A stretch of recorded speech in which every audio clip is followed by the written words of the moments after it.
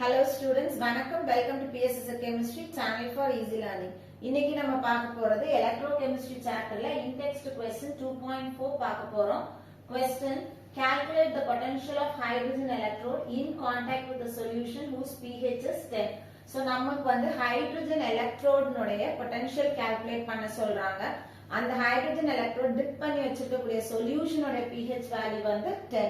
So அப்ப ஒரு hydrogen electrode அப்படினா அப்ப என்ன ரியாக்ஷன் நடந்திருக்கும் நமக்கு H+ ions ஒரு எலக்ட்ரானை எடுத்துக்கிட்டு ஹைட்ரஜன் கேஸா போகும். சோ ஒரு H+ அப்படின்றதுனால நமக்கு இங்க H வரும்.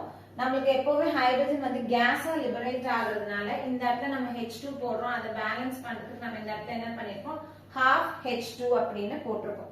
So இப்போ நமக்கு இதுல இந்த ரியாக்ஷன்ல number of electrons involved எவ்வளவு அப்படினு பார்த்தனா 1. So என்னோட வேல்யூ வந்து 1. number of electrons involved அப்படினு பார்த்தனா it is equal to 1. இப்போ potential calculate பண்ணனும் அப்படினா நம்ம E cell value calculate பண்ண போறோம். So according to Nernst equation E cell is equal to E naught cell minus 0.059 by N into log of oxidized concentration divided by reduced concentration. இது ஜெனரலா நம்ம use பண்ணக்கூடிய formula. So இப்போ நமக்கு இந்த E cell தான் நம்ம கண்டுபிடிக்கணும். எப்பவுமே ஹைட்ரஜன் எலக்ட்ரோட் எடுத்துட்டோம் அப்படினா அதனோட E naught value is always equal to 0. அப்போ இந்த இடத்துல E naught H plus bar H2 is equal to 0.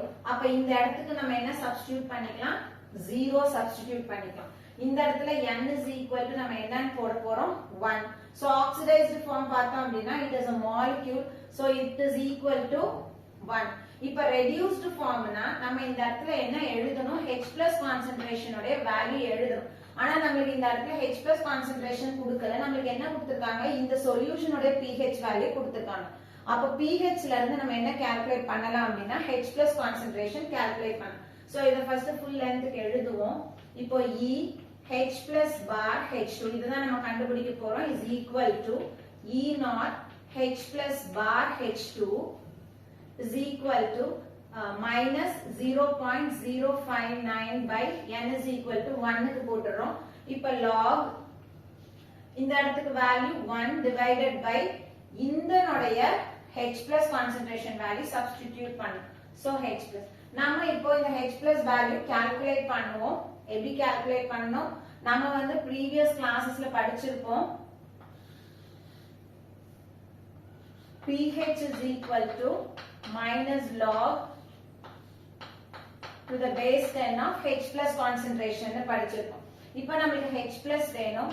Therefore H plus concentration is equal to log இந்த சைடு வந்ததுனா என்னவா மாறும் anti log ன்னு மாறும்.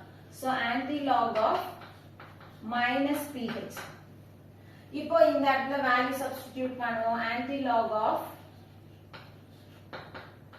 minus 10 pH வந்து நமக்கு 10 ன்னு கொடுத்திருக்காங்க அதனால minus 10.